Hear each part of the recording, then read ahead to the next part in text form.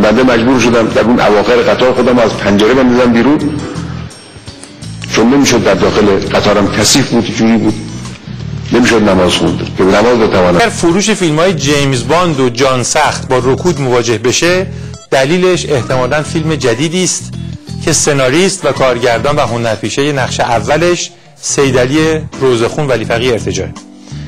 داستانی رو که برای شیرمالی سر یک مشت بسیجی یکی از یک کودنتر در مورد پیشرفت‌های نظام آخوندی سر هم کرده ابتدا بشنویم تا ببینیم که حق با من هست یا نه.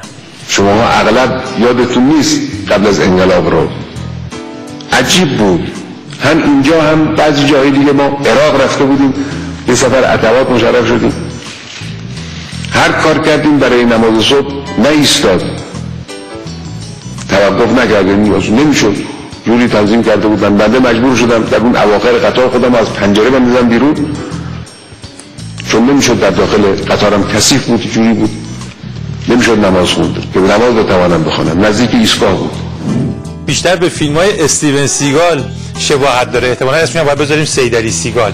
علاقه‌مندان نسل قدیم سینما فیلم‌های آخرین قطار گانهیل و سرقت در قطار سراسری اروپا رو باید فراموش بکنن.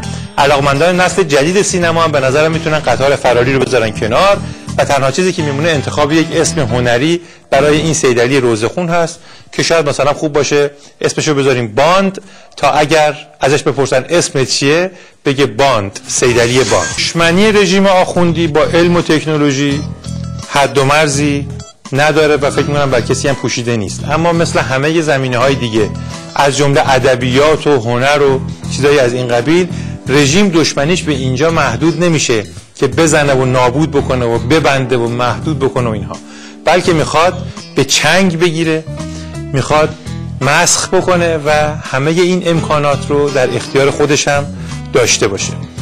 مثلا همه جای دنیا خب ربات هم خودش شاخص یک پیشرفت تکنولوژیک هست و همین که بعد از اینکه میسازنش میتونن باهاش در عرصه‌های مختلف صنعتی به خصوص کارهایی رو انجام بدن که تا قبلش یا قابل انجام نبوده یا خیلی مشکل و وقتگیر و کند بوده یا هزینه‌های سرسام‌آور می‌طلبیده، بالاخره ازش استفاده بکنن برای پیشبرد بیشتر تکنولوژی و صنعت.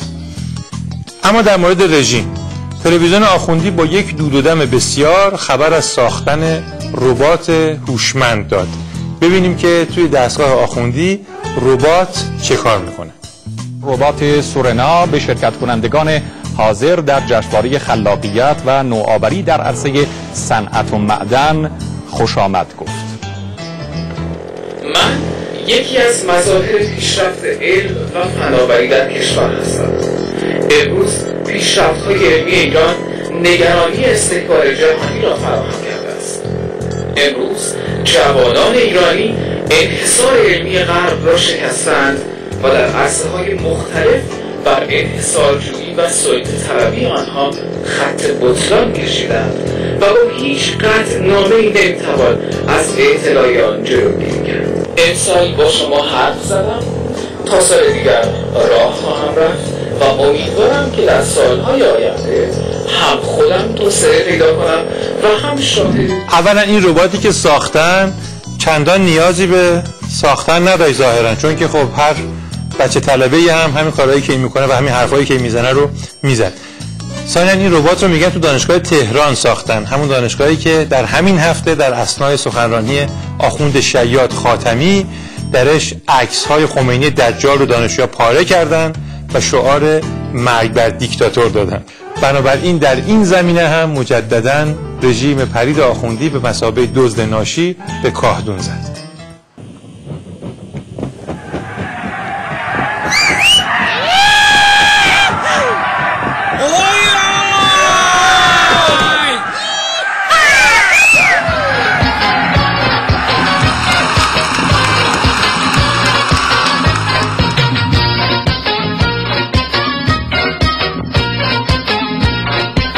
وزیر راه و ترابری رژیم یک جانداری است به نام بهبهانی. این از اوناست که مطابق سنت همیشگی مقامات رژیم حیا رو مدت هاست که قورت داده و اگر به طور معمول میگن یه قلوپ آب هم روش خورده، در مورد این بایستی گفت که چندین دور مال مردم رو روش خورده که هیچ آثاری از شرم و حیا در وجود این پدیده دیده نمیشه. به جای اینکه از آمار مرگ و میر جاده‌ای در ایران که موضوع مسئولیت مستقیمشه شرم بکنه، برگشت گفت اگر قرار است نتیجه حمل و نقل جاده‌ای به وجود آمدن این همه کشته کشتار باشد، همان بهتر که از شتر استفاده بکنیم. یعنی فراخوان داد به استفاده مجدد از شتر.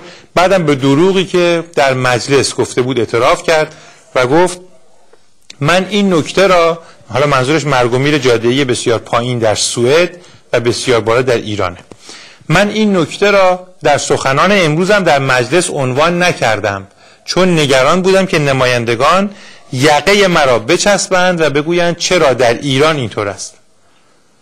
به قول یکی از دوستان اگر مطابق این طرحی که این مجسمه بلاهت ارائه داده بخوان شتر سواری رو راه بندازن مجدداً، رژیم در این زمینه هم عرضه حل و فصل مسائل رو نخواهد داشت و اون وقت بایستی شاهد این باشیم که علف رو هم جیره بندی میکنه.